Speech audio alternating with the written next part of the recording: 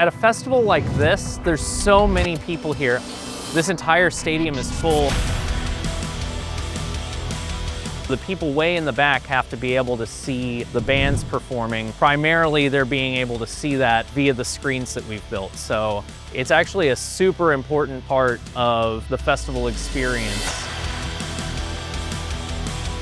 This is our first time deploying the Absen JP5 LED wall, and so far we absolutely love it. It looks incredible, went together really smooth. Everybody on our team really enjoys it.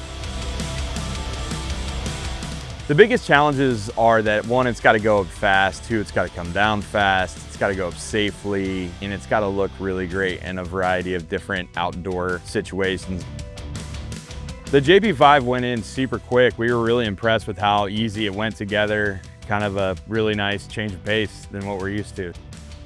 We have 2 IMAG walls and an upstage wall. Both are massive, and we built those all in a day, so they went up super quick.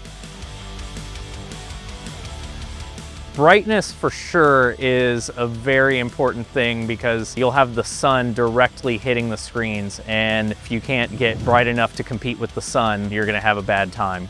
These are doing the job just fine.